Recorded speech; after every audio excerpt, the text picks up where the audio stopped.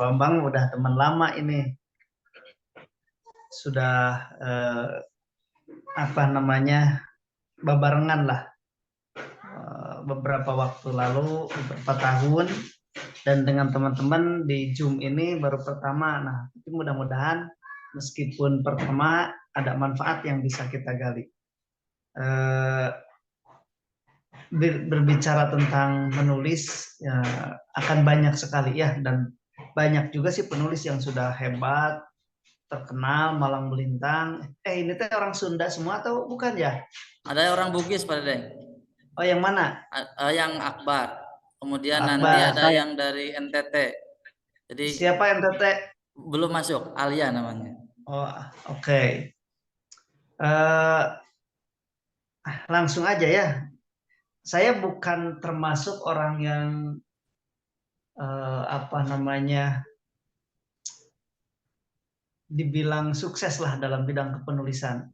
Meskipun ada beberapa buku yang ditulis begitu ya, tapi paling tidak sedikit meniru orang-orang sukses. Karena menulis ini sebetulnya bukan jalan kesuksesan juga, bukan satu-satunya jalan kesuksesan gitu. Karena menulis itu sendiri bagian dari refleksi diri kalau menurut pandangan saya secara pribadi. Rasanya kalau nggak nulis itu ada sesuatu yang hilang aja, Bang. Yeah. Nggak nyaman gitu, nggak enak. Makanya bagi sebagian orang menulis itu bukan menjadi beban, tapi menjadi satu pintu keluar dari problem-problem kehidupan. Buktinya apa? Buktinya ada orang yang begitu gemar bercerita di dalam tulisannya, baik di media sosial maupun blog, hanya saja nggak terkonsep gitu cerita-ceritanya, kisah-kisahnya, tulisan-tulisannya. Sehingga karena tidak terkonsep, banyak tulisan akan tetapi tidak terbit menjadi buku. Begitu. Itu bedanya penulis dan apa namanya penulis yang terbit bukunya dan penulis yang tidak terbit begitu. Yang satu mah rajin mengumpulkan, yang satu mah tidak rajin mengumpulkan. Padahal sama-sama penulis. Kita semua penulis bukan? Untuk era sekarang di zaman media sosial kita semuanya penulis. Buktinya apa? Punya Android lah kita, gitunya. Pernah WA-an, bukan pernah lagi, sering tiap hari berapa kalimat yang kita tulis. Sebetulnya gaya tulisan kita secara tidak langsung diasah melalui media sosial, gitu. Kalaupun nggak nulis panjang-panjang berupa artikel, gitu, minimal kita membalas pesan.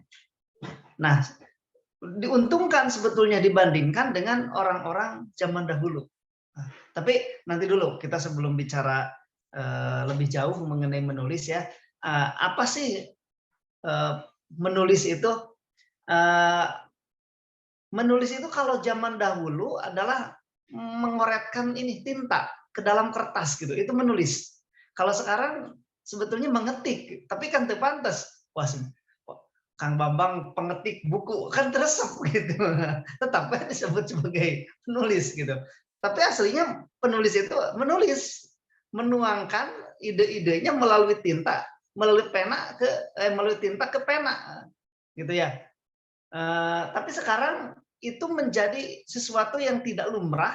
Kalau ada orang sekarang menulis buku gitu ya, kemudian tulisannya tulisan tangan, dalam kertas disusun satu persatu, tidak lumrah karena media sudah ada, teknologi sudah maju gitu. Tapi namanya tetap sebagai penulis meskipun konteks kegiatannya adalah mengetik begitu.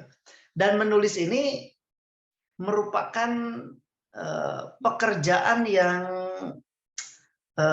apa namanya bisa dibilang jadul banget, purba dibandingkan profesi-profesi yang lain. Kalau sebagai programmer itu sekarang setelah ada komputer gitu kan.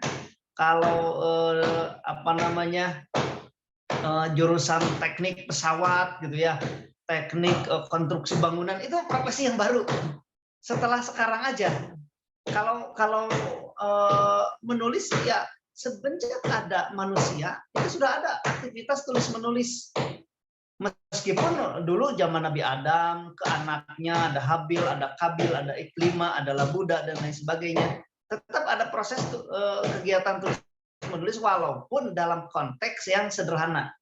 Makanya ada kalau di relief itu ada huruf paku gitu kan, ada hieroglif, ada apa namanya gambar manusia, itu sebagai pola komunikasi karena intinya menulis itu adalah untuk berkomunikasi. Dan peradaban manusia yang maju salah satunya adalah dihasilkan apa namanya banyak karya-karya yang keluar dari masyarakat yang hidup pada masanya gitu. Dan ciri-ciri masyarakat yang mundur sedikit karyanya gitu yang lahir. Maka bandingkanlah di Indonesia ini ada berapa buku yang terbit dalam tiap tahunnya gitu. Tentu sedikit dibandingkan negara maju misalkan baik di Asia maupun di Eropa gitu ya.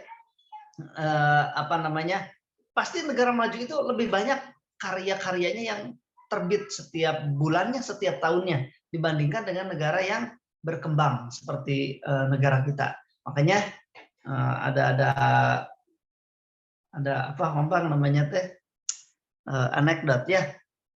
Ada orang yang ada negara katanya yang banyak bekerja sedikit bicara. Itu negara mana ya? Kata orang-orang sih Jepang katanya ya. Sedikit bicaranya tapi kerjanya banyak gitu ya. Tapi bukan maling ya. Kan malingnya sama ya. Pencuri banyak kerja sedikit bicara. Cuman gini aja. Gitu kan. Nah, sedikit ngomongnya mah. Banyak isyaratnya. Tapi bukan begitu ya orang Jepang.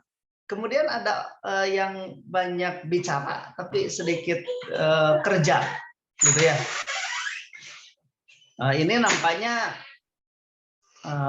India kali ya, banyak ngomong gitu. Tapi bicaranya banyak, kerjanya sedikit. Nah ini India kayaknya. Tapi ada juga yang banyak kerja, banyak bicara. Apa tuh ya? Amerika nampaknya ya. Bicaranya banyak, nulisnya banyak, kerjanya juga banyak gitu. Yang itu ya ketiga ya. Yang keempat itu lain-lain. Nah Indonesia kayaknya termasuk yang lain-lain itu. Bicaranya lain, kerjanya lain. Tapi itu anekdot aja ya. Nah makanya sedikit karya yang lahir dari negara yang peradabannya kurang bagus gitu.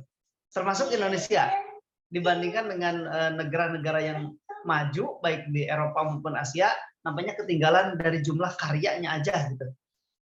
Kemudian membandingkan diri kita dengan orang lain juga, coba tengok ke toko buku ya. Jangan-jangan ada orang yang setiap bulannya terbit bukunya, kita setahun pun nggak terbit gitu. Jangan sampai kecepatan kita membaca kalah oleh kecepatan orang lain menulis gitu. Jujur nggak seperti itu? Jujur. Saya juga apa namanya pernah dapat cerita ya dari Ustadz Fadlan Al-Ihwani. Orang ada yang bisa menyelesaikan buku itu di waktu produktifnya semalam. Besoknya terbit buku gitu. Walaupun ada kondisi-kondisi tertentu yang menyebabkan dia bisa menulis. Apa katanya? Putus cinta ditolak karena kepikiran baik gitu ya. Aduh, ditolak cinta gitu, sakit mungkin ya, galau gitu, kepikiran terus. Akhirnya dia curhat, tapi curhatnya bagus melalui tulisan gitu, melalui laptop. Dan jadilah satu draft buku gitu ya.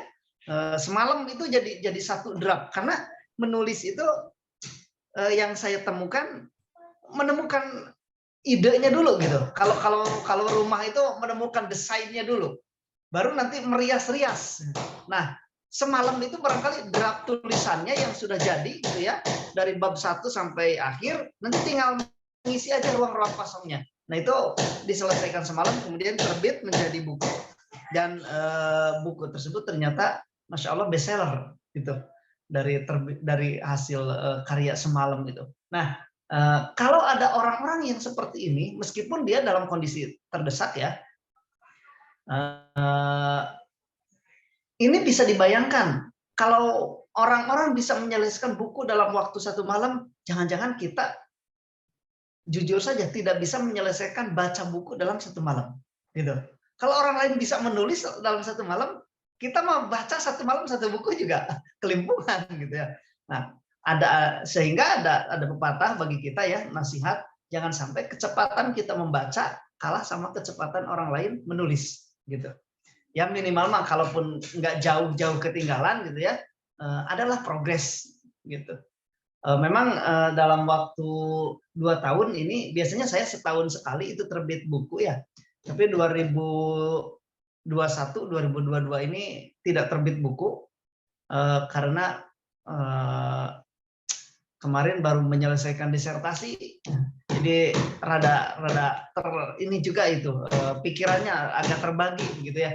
Meskipun berjejal-jejal di kepala teh sudah ada naskah yang sampai saat ini masih tertunda, itu rebutan saya nulis. Saya mencoba nulis novel kemarin ya. Ini nulis novel jeung disertasi teh rebutan teh kuat yang nulis gitu. Tapi walaupun demikian akhirnya novelnya terpaksa harus saya save dulu gitu ya. Harus diendapkan dulu, nanti sabar. Saya nggak boleh mengikuti apa berjejal-jejal di pikiran ini, sementara ada amanah lain yang kalau ini tidak diselesaikan akan kurang bagus reputasinya gitu ya, dan akan bengkak secara pembiayaan gitu. Ya udah akhirnya direlakan dulu lah, di save dulu naskahnya. Insya Allah dalam waktu dekat ini saya juga akan melanjutkan naskah tersebut, meskipun ini baru pertama saya mencoba menulis novel begitu ya. Nah, menulis itu satu tadi ya, pekerjaan yang lama dan ciri kemajuan sebuah peradaban. Yang ketiga, menulis itu bekerja untuk keabadian. Siapa yang abadi? Tulisan kita, karya kita, ide-ide dan gagasan kita abadi, gitu.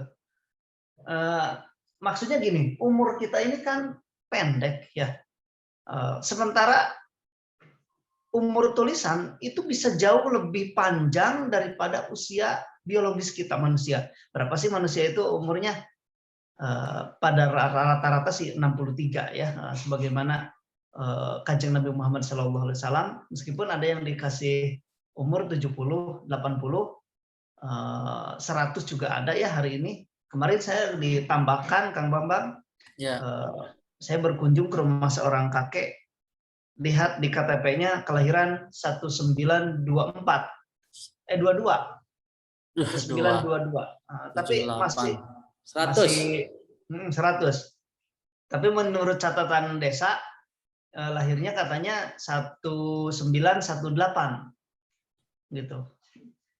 Berarti udah lewat 100 gitu ya. Tapi ini masih normal. Pendengaran masih normal, hidung masih normal, mata masih normal, bicara juga masih bagus gitu ya. Ke desa masih bisa keluar jalan-jalan gitu. Masya Allah. Ada orang yang diberikan kelebihan semacam itu ya, walaupun jarang gitu.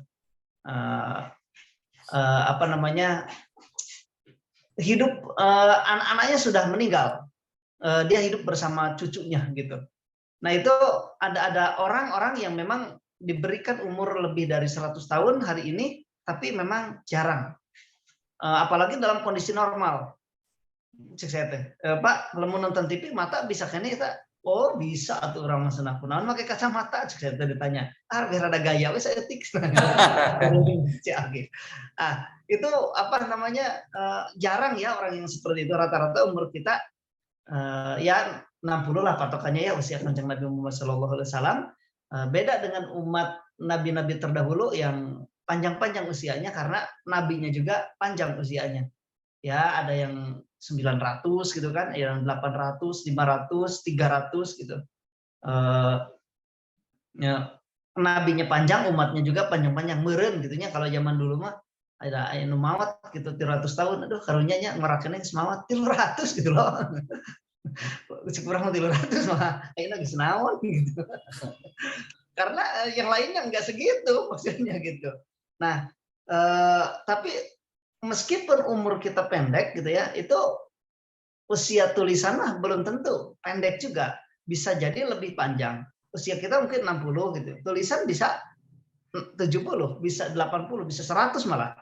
Atau bisa 500, bisa 1000 tahun nggak? Bisa. Lihatlah para ulama yang dulu menulis, misal Ibnu Qayyim al-Jauziyah, Ibnu Taimiyah, Imam Nawawi, Imam Ibnu Jauzi, gitu kan? Apa namanya, Syekh Jalaluddin Ibnu Katsir gitu. Itu kan tulisan udah ratusan tahun yang lalu ya. Kalau dia lahirnya tahun 1000 berarti udah 1000 tahun tulisannya, Masya Allah, panjang sekali. Artinya menulis itu bekerja untuk keabadian, mengabadikan ide-ide, gagasan-gagasan kita. Itu salah satu apa namanya keuntungan bagi seorang penulis, mansana sunatan kamilatan gitu kan ya hadisnya. Barang siapa yang apa namanya membiasakan kebaikan, kemudian kebaikan lain ditiru oleh orang lain gitu, kemudian ada pahala yang mengalir bagi dia.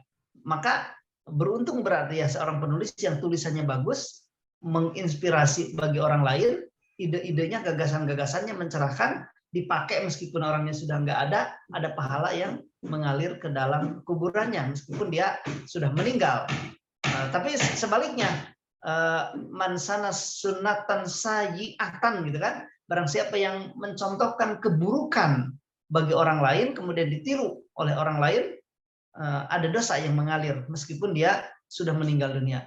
Jadi ada timbal balik sebetulnya, kalau kita melakukan kebaikan kemudian ditiru ada pahala, kalau kita melakukan keburukan ada dosa yang terus juga mengalir. Hati-hati jadi dalam menulis, ada dua sisi mata pisau gitu ya. Kalau tulisannya bagus, menginspirasi, kemudian bermanfaat bagi penulisnya dan bagi orang lain. Kalau buruk juga menginspirasi pada keburukan, itu ada dosa. Wah, dosanya panjang juga, hati-hati berarti.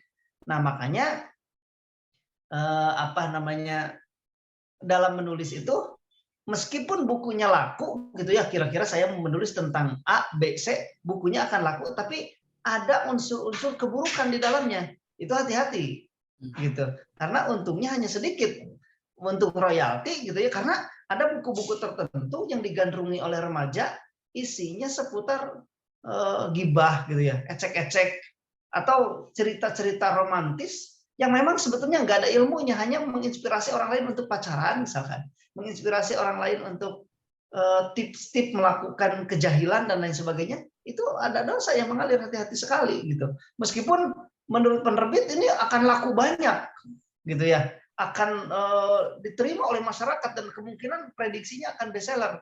Tapi sebagai seorang muslim kita juga harus berpikir, tidak hanya meraup keuntungan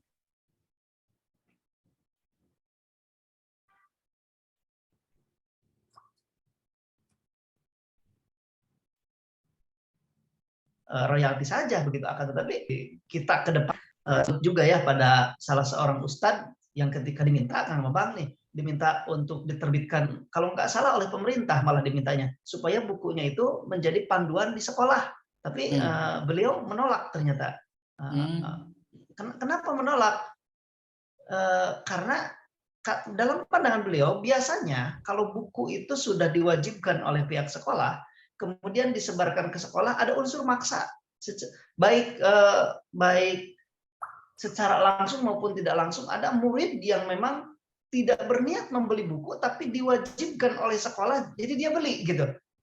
Maka kalau ada unsur terpaksa, berarti ada ketidakberkahan dalam karya saya, katanya begitu. Akhirnya beliau menolak karena khawatir jangan sampai orang membeli karya saya karena terpaksa, dijual dedet teh ke sekolah gitu, dijual dedet ke lembaga tertentu kepada murid-murid, padahal bisa jadi murid itu ada yang kekurangan, ada yang memang kesulitan, jangankan beli buku gitu, untuk ongkos saja, untuk jajan saja mereka repot, ini harus beli buku dan mahal. Akhirnya beliau menolak terhadap tawaran pemerintah untuk menerbitkan bukunya. Masya Allah ya, ada orang-orang yang berpikir sampai serapih itu gitu ya, sampai sebijak itu, sehingga kalau dihitung secara nominal royalti, barangkali kita akan tergiur gitu, dibeli oleh pemerintah karyanya gitu ya, diterbitkan, kemudian disebarkan ke sekolah-sekolah, kurikulumnya diwajibkan gitu oleh pemerintah. Masya Allah ya, secara keuntungan duniawi mah ini banyak banget gitu. sekolah se-Indonesia. Tapi bukan hanya itu kan, orang-orang berpikir ada apa sih unsur madorotnya bagi penulisnya gitu. Masya Allah beliau menolak sehingga tidak jadi gitu, karena khawatir orang membeli karyanya dengan terpaksa gitu ya. Makanya kalau kita jadi penulis nanti diupayakan jangan memaksakan produk. Kalau memang mau beli ya beli dengan jujur aja. Kalau mau tidak beli ya nggak apa-apa gitu ya. Jangan sampai kita ngajual dedet sementara orang lain nggak mau, seolah-olah kita merampok menggunakan kebijakan. Maka saya mah beda lagi Pak Bambang, kalau iklan buku teh. Bukan baca buku saya, bukan. Beli buku saya, nggak apa-apa nggak dibaca. Wah, gitu.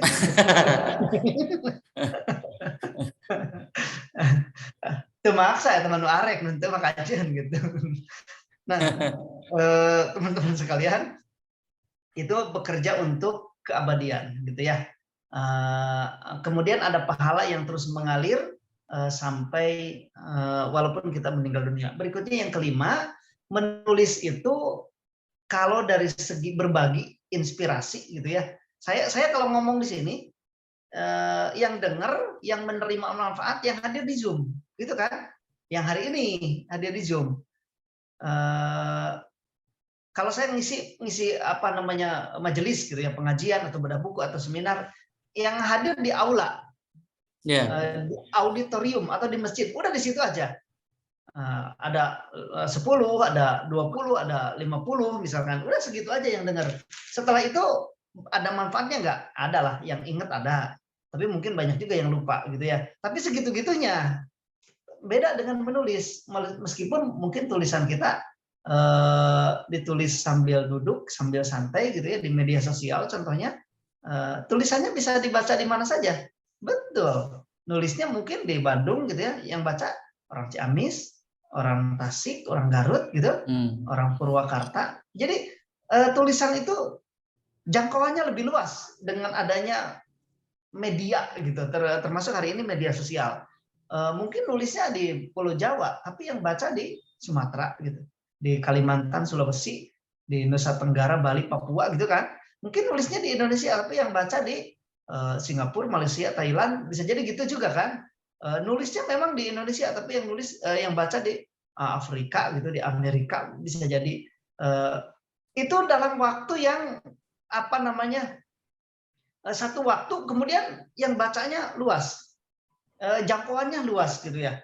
Kemudian kalau tulisan itu di save di media sosial, di Facebook misalkan atau di Instagram, Twitter gitu ya, bisa dibaca lagi nggak bulan depan? Bisa, gitu ya.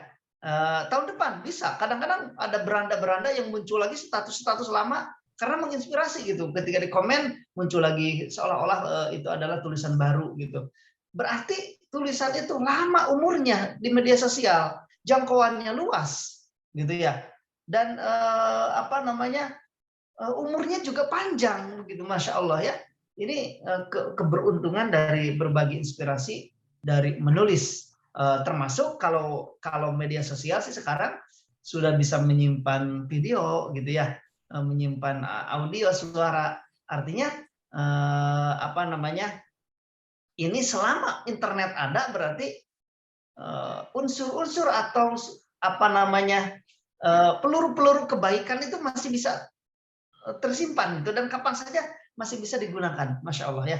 Makanya adik-adik sekalian, kalau mau jadi penulis dengan zaman yang sudah canggih modern seperti ini adalah peluang besar sekali. Kalau zaman saya dulu kan kita ya Kang Bambang, apa namanya, belum zaman gitu, media sosial, HP juga belum ada waktu kita sekolah, sehingga terbatas sekali. Kalau mau nulis, saya dulu masih ingat ketika SMA, kalau mau nulis itu punya satu buku di SMA itu, entah bagaimana saya sengaja gitu ya beli buku satu, kalau tidak salah, maaf ya saya sebut merek ini, Sidu, Sinar Dunia. Saya sampul pakai, ada sampul coklat gini baheula mah ya. Saya nggak tahu, saya juga kasih judul itu di sudut kanan atas itu, My Dokumen gitu. Ternyata My Dokumen itu belakangan ada di komputer gitu ya. ada satu folder My Dokumen gitu. Saya namain My Dokumen gitu ketika SMA. Dan senang nulis di buku itu ya semacam tulisan-tulisan ringan ya. Diari gitu, bukan diare mencret ya. Ini tulisan-tulisan. Jadi saya senang menuliskan apa namanya? Ide ya. Ide-ide gitu. Kalau dapat nilai bagus gitu ya, sedang bermasalah dengan teman itu menjadi satu buku gitu. Di apa namanya, ditulis di situ. Kemudian karena zaman itu saya itu kesulitan juga untuk membeli buku yang agak bagus, jadi kertas HPS dilipat itu jadi 2, lipat lagi jadi 4 gitu ya, lipat lagi jadi kecil-kecil. Kertas HPS itu ya kurang lebih jadi segede kartu lah, segede gini gitu ya. Cuman HPS gitu diginikan, dilipat-lipat, di klip, Pak, ada penjepit kertas tuh ya. Penjepit kertas, kemudian bawa pulpen. Saya masukin ke saku.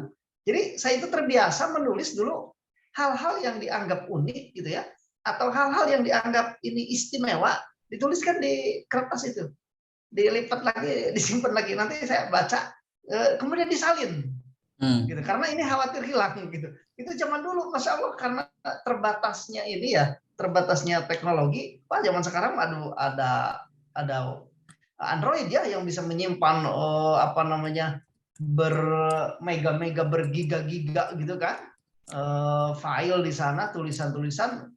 Masya Allah, ini keberuntungan yang sangat luar biasa. Tapi pada masa itu, jadi setiap masa itu ada seninya gitu, ada keunikan, ada karakter-karakter, ada kebaikan-kebaikan. Contoh orang yang jatuh cinta pada masa kita kecil gitu ya. Kalau sekarang kan pakai WA barangkali ya, yang minta nomornya gitu, dihubungi WA, chat pribadi gitu ya, telepon-teleponan gitu kan, message-messagean. Zaman dulu juga sesuai dengan zamannya.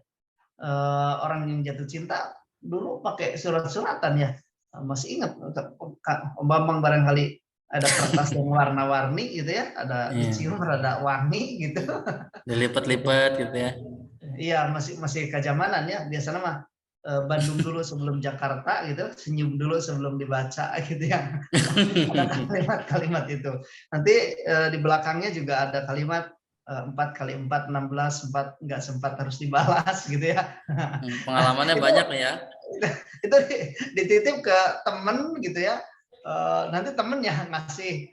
Tapi biasanya temennya juga suka jadi pagar makan tanaman tuh dia. Ongko macomblang gitu. Ongko mengembat juga. Ya itu apa namanya, romantika masa lalu ya. Jadi setiap masa itu ada periodenya, ada keunikan-keunikan, ada seni masing-masing. Ya termasuk seni menyimpan tulisan pada masa modern saat ini di Android gitu ya. Atau kalau tidak punya file secara khusus, teman-teman ngisinya di media massa aja, di media sosial aja, di Facebook ya, di Instagram atau di TikTok ya, walaupun dalam bentuk video gitu, disimpan di sana ide-idenya, gagasan-gagasannya gitu. Kenapa harus disimpan di sana? Ya karena kita gampang aksesnya, tinggal ngetik kata kunci kan. Saya dulu pernah menulis status ini, ketik kata kuncinya itu kan keluar. Jadi itu menggali ide yang sempat kita simpan, kita save di media sosial. Karena kalau nyimpen di buku misalkan atau di folder khawatir lupa, media sosial itu gampang. Dan selama internet ada, insya Allah itu masih bisa digali gitu ide-ide itu. Jangan sampai kita punya media sosial tapi isinya teh sampah semua gitu. Maksud sampah itu foto lagi makan misalkan ya, meskipun itu enggak haram ya, enggak dilarang juga. Tapi kan kalau kebanyakan foto-foto yang atau status-status yang tidak bermanfaat juga untuk apa? Lagi lapar gitu, update status, aduh gue lapar, coba manfaatnya apa gitu. Aduh hujan ini gerimis, nggak ada manfaatnya gitu, hanya status sampah aja. Beda dengan status yang diisi dengan ide-ide, dengan gagasan-gagasan, meskipun kalimat-kalimat pendek ya, syukur-syukur kalau panjang ya, satu-satu pemikiran utuh gitu, supaya bisa menyimpan inspirasi-inspirasi atau ide-ide kita. Minimal kalaupun puisi, kalimat-kalimat pendek di status media sosial kita itu tidak melulu sampah aja, sampah kata-kata, sampah gambar-gambar gitu.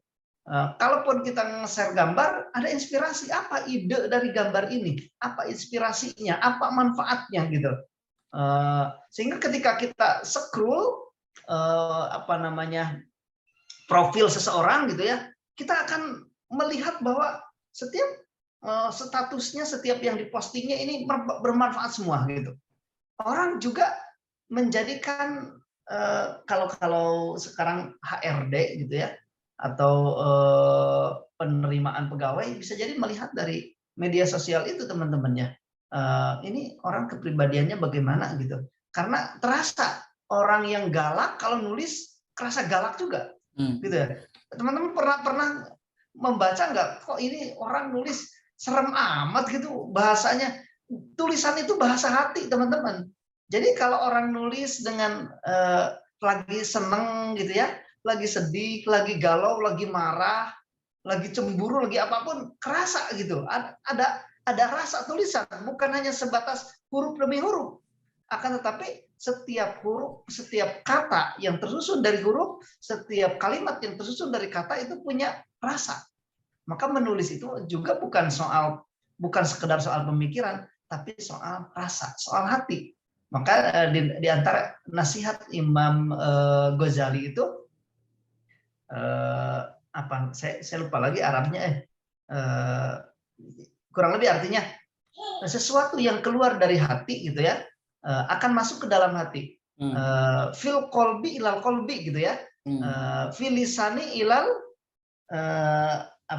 yang keluar dari lisan hanya akan diterima oleh telinga gitu. Termasuk menulis, bukan hanya menuangkan pikiran supaya dianggap bagus, keren, hebat gitu ya, tapi bicaranya dari hati enggak gitu. Maka ketika orang menulis buku dengan hati gitu ya, ketika orang membaca lagi gitu, aduh kok nyaman, kok enak gitu ya. Karena fil kolbi lal kolbi tadi, sesuatu yang keluar dari hati akan masuk lagi ke dalam hati, sesuatu yang keluar dari lisan akan keluar lagi, hanya akan diterima oleh telinga, itu pun kalau telinganya mendengar dan peka, begitu kan. Maka yang berikutnya, yang ketujuh, menulis itu berbagi.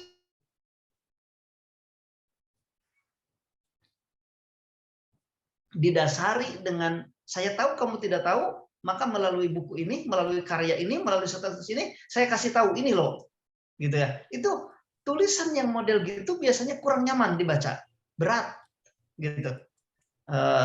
Meskipun yang nulis mungkin bergelar profesor gitu atau doktor gitu ya, tapi nggak nyaman tulisannya. Kenapa? Karena bisa jadi niat awal menulis bukan untuk berbagi, melainkan untuk memberitahu. Saya tahu, ente tidak tahu, saya kasih tahu, nih baca, gitu ya.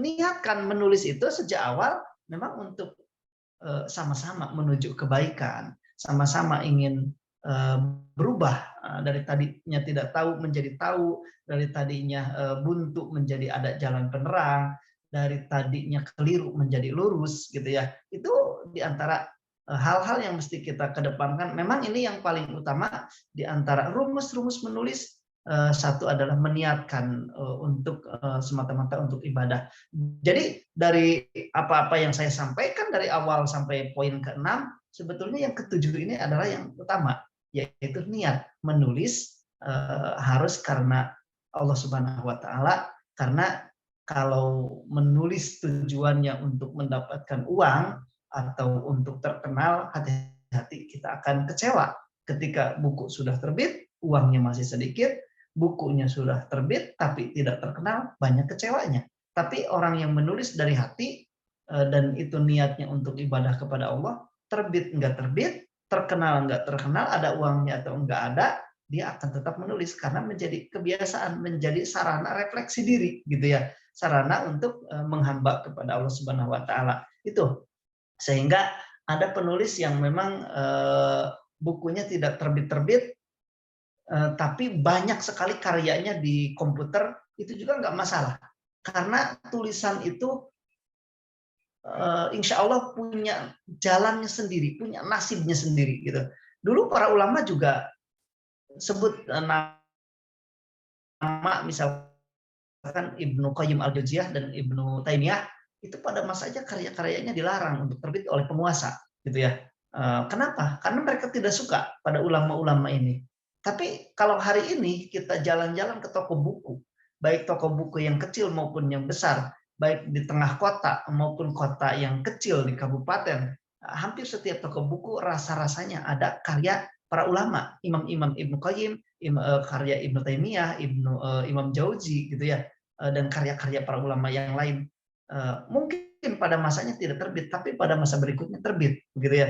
Allah memang punya jalan, maka niatkan menulis ini semata-mata untuk ibadah. Nanti meskipun kita tidak menerbitkannya ketika hidup, di save di komputer, kita akan punya keturunan, punya anak, gitu ya, punya istri, nanti punya cucu juga barangkali.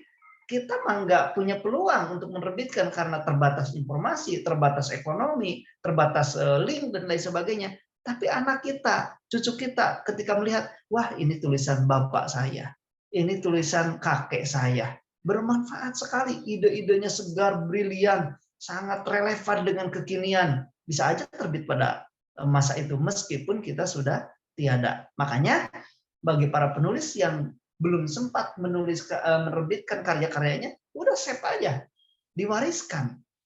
Bilang ke anak-anak, nah ini di laptop ayah deh, ada tulisan, gitu ya. Ya barangkali bermanfaat. Nanti coba dilihat, dibaca-baca, gitu ya. Nah termasuk di media sosial. Betapa malu cucu kita ketika nanti scroll media sosial, kurang buka aki ya, di scroll media sosial nanti, putus cinta si Aki nanti, sedang galau, sedang stres, mani Aki itu mani gini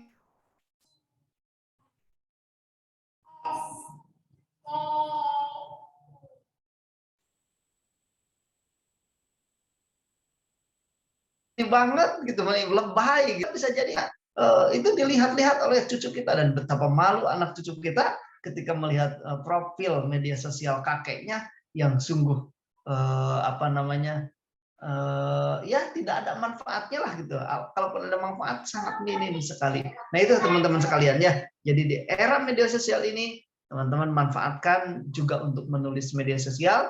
Jangan sampai tulisan di media sosial atau media sosial kita penuh dengan sampah, baik sampah video, sampah foto maupun sampah kata-kata. Isi dengan yang baik. Jangan diisi dengan yang guyonan atau hal yang remeh-temeh, yang ecek-ecek, yang tidak ada manfaatnya. Misalkan di status katanya Gunung Merapi aktif ya, kok di miss call nggak nyambung-nyambung, nah gitu. Nah itu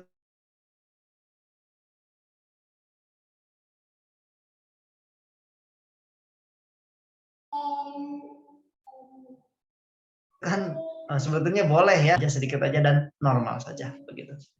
Nah itulah yang bisa disampaikan gitu ya. Barangkali ada yang mau nanya 1-2 orang untuk sharing lah. Oke, terima kasih pada Kang Dedeng. Dipersilahkan untuk bertanya. Biasanya kalau siswa pintar suka bertanya. Oke, dari perwakilan Sulawesi Selatan, silahkan. Baik, bismillahirrahmanirrahim. Assalamualaikum warahmatullahi Oke, wabarakatuh. Rabani berikutnya ya. Waalaikumsalam warahmatullahi wabarakatuh. Terima kasih atas kesempatan yang diberikan kepada saya, Om. Sebenarnya kalau dari segi penulisan memang saya sudah niat untuk menulis. Cuman yang namanya manusia pasti adalah hal yang keterbatasan.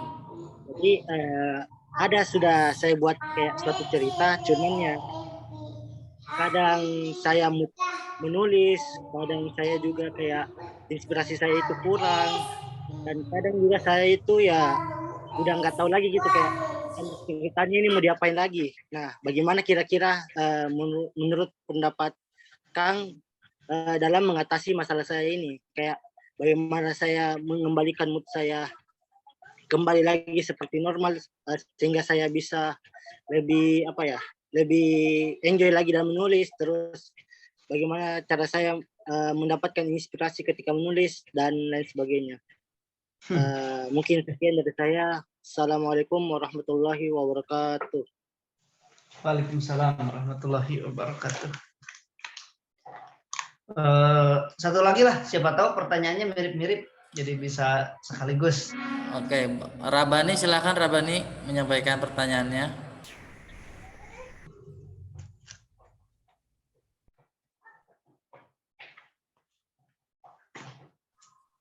Silakan di unmute.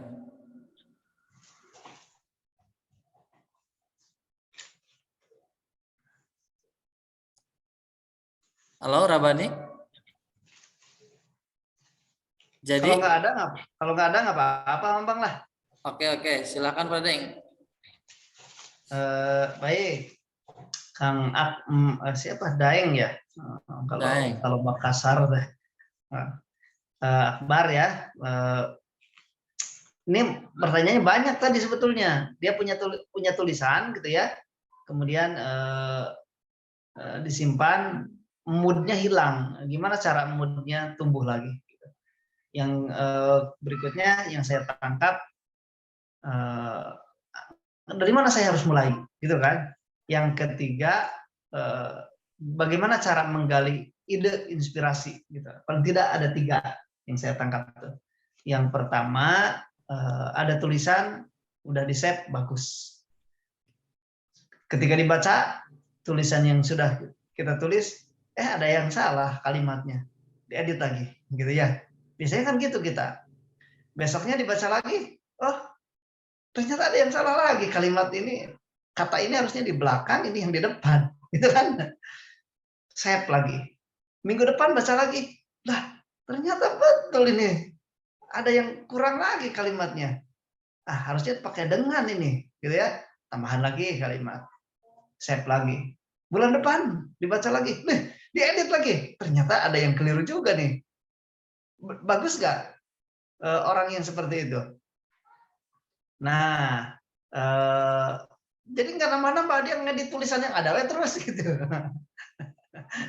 Terus gitu. Bener nggak kita mengalami hal yang seperti itu kalau nulis? Rasanya pengalaman ya. Sama kalau nulis itu, baca edit lagi, baca lagi minggu depan edit lagi, tahun depan edit lagi lebih banyak. Kenapa bisa seperti itu? Karena secara pemikiran kita ini berkembang. Ada pengetahuan baru, ada pemahaman baru, ada kosakata baru gitu ya. Sehingga wajar kalau diedit, dan itu bagus. Gitu. Bagus orang yang seperti itu. Ciri-ciri bahwa dia itu berkembang, maju dalam berpikir. Justru kalau kita melihat tulisan yang setahun lalu dibaca lagi sekarang, tetap nampak sempurna. 10 tahun yang lalu tulisan kita dibaca hari ini nampak sempurna. Oh kacau banget. Pikiran kita nggak maju, nggak bertambah pengetahuannya, gitu kan? Nah, jadi kalau ada naskah di-save bagus, tapi perlu diedit, bagus edit, berarti udah berkembang pemikirannya. Nyambung ke pertanyaan kedua, bagaimana saya memulainya? Tidak ada rumus yang paling jitu bagi seorang penulis kecuali praktek.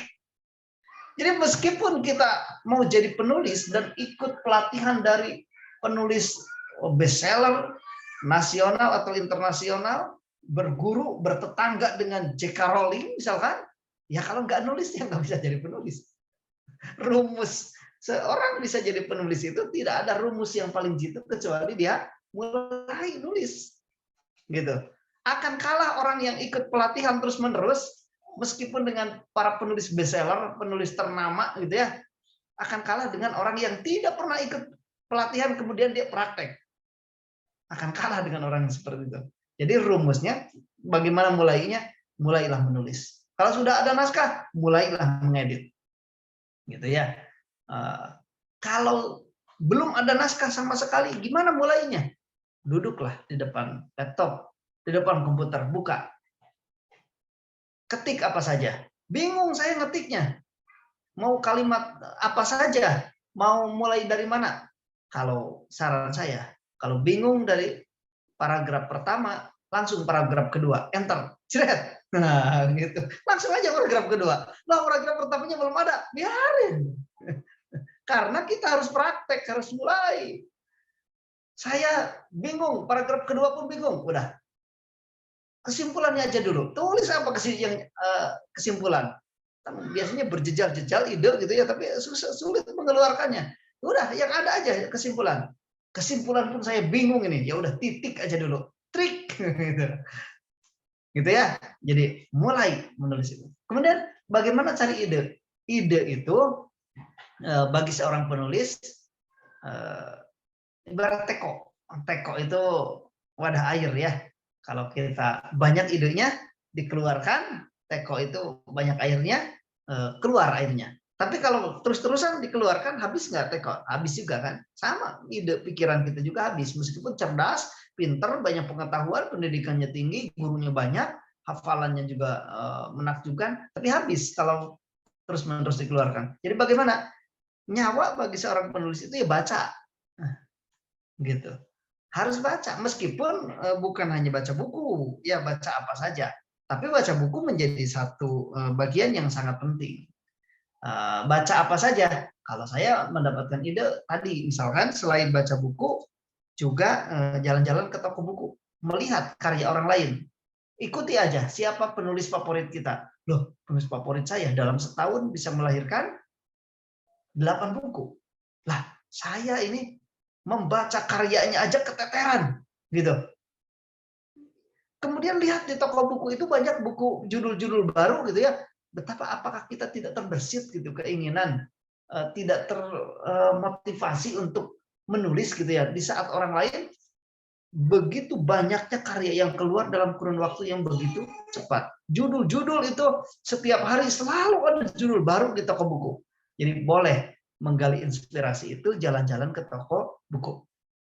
Atau ikut pelatihan menulis juga salah satu hal yang bisa dilakukan untuk menggali inspirasi gitu ya. Karena kalau bagaimanapun yang namanya pelatihan menulis ya sedikit besarnya akan ada motivasi lah bagi para penulis untuk bisa jadi penulis. Dan biasanya begitu, setiap pelatihan begitu. Pelatihan entrepreneur setelah keluar dari pelatihan ingin jadi pengusaha, gitu kan? Pelatihan jadi motivator, setelah keluar dari ruang pelatihan ingin jadi motivator. Pelatihan menulis, setelah keluar ingin jadi penulis. Pelatihan public speaking, udah keluar ingin jadi pembicara hebat. Biasanya seperti itu, kecuali pelatihan jenazah. Begitu selesai nggak mau jadi jenazah, gitu. Itu biasa, itu malah manusiawi, gitu kan. Nah, jadi teman-teman untuk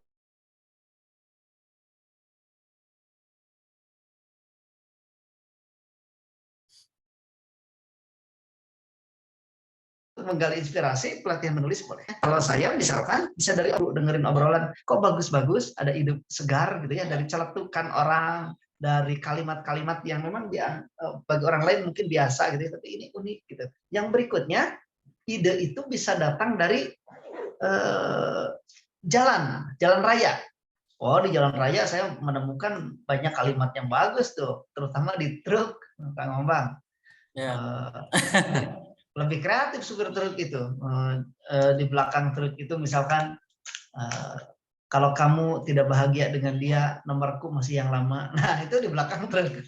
Wah, saya catat itu. Itu kalimat-kalimat bagus gitu ya. Putus cinta itu biasa, putus asa itu dosa. Gitu kan? Kemudian galau karena dunia meresahkan hati, galau karena akhirat melembutkan hati, galau karena mantan harus berhati-hati. Nah, yang gitu-gitu kan banyak itu di truk ya. Itu juga ide-ide segar yang mungkin bagi orang lain, wah itu kalimat biasa aja gitu. Tapi nggak begitu. Bagi seorang penulis ya itu ditangkap gitu ya. Kalau sempat saya foto itu ekor truknya, pantatnya cetrek gitu. Tapi kalau dalam waktu tertentu di motor susah juga saya motonya gitu ya, diingat aja lah. Itu nanti di rumah ditulis lah, minimal di save begitu. Nah itu ide bisa dari mana saja ya. Pokoknya kita kreatif, kan penulis itu mengumpulkan yang terserak gitu ya, menyusun yang berpisah, menyatukan yang berlainan, gitu kan. Kalau kita nulis sebetulnya mau menulis apapun sudah pernah ditulis oleh orang lain, tinggal sudut pandangnya yang berbeda. Menulis tentang motivasi orang lain udah nulis, gitu kan? Menulis tentang pendidikan orang lain juga sudah nulis. Menulis tentang cinta orang lain juga sudah nulis. Menulis tentang romantisme orang lain juga sudah nulis. Apapun yang akan kita tulis sudah pernah ditulis oleh orang lain. Cuman sudut pandang yang berbeda. Kenapa buku itu terbit? Karena sudut pandang penerbitnya unik, sudut pandang penulisnya unik, berbeda. Baik dari susunan kalimat maupun dari angel-angel yang dikeluarkan. Seperti itu Kang foto lah, meskipun sama-sama kameranya kualitasnya sama gitu ya. Cara mengambil foto itu beda, ternyata orang yang pandai dan orang yang amatir itu beda. Sama penulis juga ketika memandang sesuatu itu berbeda. Maka menjadilah yang berbeda, biasanya penerbit mau gitu ya. Karena biasanya kalau ke penerbit major nanti akan ditanyakan apa kelebihan naskah ini dibandingkan dengan naskah yang lain gitu. Gitu Kang Akbar ya. Oke. Bang, cekap lah saya kiranya. Oke, siap. Jazakallah Kang Dedeng untuk waktunya. Nanti yang lain dilanjutkan sama saya. Terima kasih Kang Dedeng. Ya sama-sama. Mudah-mudahan lain waktu bisa bertemu lagi meskipun bukan dalam bentuk ngobrol ngaliwat itulah ngopi gitu kan. Siap. Selamat beraktivitas. Saya pamit aja ya. Baik Kang Dedeng. Ini mau hujan mau beberes nih. Nuhun. Assalamualaikum. Teman-teman sekalian, terima kasih atas kebersamaan ini. Mohon maaf atas kekurangannya. Saya hanya sedikit berbagi saja karena saya juga termasuk orang yang otodidak dalam menulis ya dan tidak percaya terhadap bakat. Menulis itu bakat atau bukan? Maka saya tegaskan bukan. Menulis itu kebiasaan. Kalau bakat itu di dalam menulis, kalau hewan tidak bakat menulis wajar lah. Manusia mah diberi akal, pikiran, dan fisik yang sempurna. Insya Allah dengan bekal itu semua kita insya Allah bisa menulis ya meskipun dalam bentuk yang berbeda-beda, dalam cara yang berbeda-beda, meskipun bukan buku. Teman-teman kalau kuliah dipaksa harus menulis skripsi minimal, maka itu pun teman-teman sebagai penulis hanya saja beda, bukan penulis buku tapi penulis skripsi gitu ya. Sekarang pun teman-teman sudah jadi penulis ya, minimal penulis WA gitu ya. Atur nuhun bagi semuanya, mudah-mudahan ada manfaatnya, lebihnya atas karunia Allah Subhanahu wa taala, kurangnya atas kehilapan pribadi. Billahi taufiq wal hidayah, akhirul kalam. Assalamualaikum warahmatullahi wabarakatuh. Nah, tadi saya menanggapi tentang pertanyaan Akbar. Misalkan Om kalau macet gimana? Nah, Kang Dedeng kan bilang, misalkan ini mau ngetik nih, mau nulis, bingung. Tadi Kang Dedeng bilang kalau paragraf pertama bingung, langsung aja enter ke paragraf kedua. Nah, terus misalkan paragraf kedua bingung, tulis saja, saya bingung, sekarang mau nulis apa. Gitu. Tulis saja. Nah, tapi tadi siang saya bertemu dengan cerita, tulis semua. Saya kemudian hari ini kesal sekali. Nah, jadi ada perbedaan antara menulis ide dengan menulis skripsi. Nah, kalau menulis skripsi itu biasanya lama. Ya. Nah, kenapa lama? Karena menulis skripsi itu dia memikirkan apa yang mau ditulis. Kalau skripsi kan, dia kalau misalkan fisika adalah mikir dulu lama, buka Google, buka dictionary, buka buku paket, buka Oxford Dictionary dan sebagainya. Lama karena dia memikirkan apa yang ditulis benar atau tidak. Bedanya dengan ide itu bukan memikirkan apa yang ditulis, tapi menuliskan apa yang dipikirkan. Kayak tadi, hari ini saya senang sekali. Gitu. Terus panjang ditulis. Om kan nanti tulisannya acak-acakan. Iya, tidak apa-apa. Karena tulisan di zaman sekarang kan bisa di-save. Ketika di-save, di lain waktu ilmu kita bertambah, pengalaman kita bertambah, kita baca lagi, kita bisa edit lagi. Oh, tadi kalimatnya salah. Misalkan jadi banget diganti. Nanti di lain waktu, oh salah padanan katanya diganti lagi. Tapi itu kan jadi ada tulisan. Nah, maka untuk rekan-rekan yang ingin mulai menulis, maka menulislah apa yang sedang dipikirkan, apa yang sedang dirisaukan. Nah, di kesempatan yang lain nanti kita perbaiki sebelum nanti dipublish. Karena ketika dipublish, Kang Dedeng sendiri menyampaikan itu ada dua sisi. Kalau tulisannya memiliki nilai-nilai positif dan diamalkan, maka kita mendapatkan kebaikan dari yang kita tulis. Tapi kalau yang ditulisnya salah dan orang mengamalkan yang kita nasihatkan, yang kita tulis, nah kita juga mendapatkan hal yang salah. Jadi ketika nanti ditulis, kita perbaiki terus, menurut kita sempurna. Tapi kita butuh orang ahli, yaitu editor bahasa ataupun editor konten. Nah itu penambahan yang mungkin sedikit saya tambahkan untuk apa yang sudah disampaikan tadi dari Kang Dedeng. Silahkan ada yang mau ditanyakan sambil nunggu yang ditanyakan. Untuk Akbar sendiri jenis tulisannya apa Akbar? Genrenya? Fiksi sih Om, kayak cerita anime atau dunia fantasi. Kayak novel gitu ya? Mau bikin novel? Iya. Oke. Udah berapa halaman? Baru sih Om, 3 halaman. Oke. Itu lebih baik daripada tidak ada sedikit pun. Teruskan ya. Udah berapa lama itu berarti Akbar? 2 tahun nih Om. Ya, alhamdulillah lah. Ya, semoga ini menjadi awal yang baik ke depannya. Baik.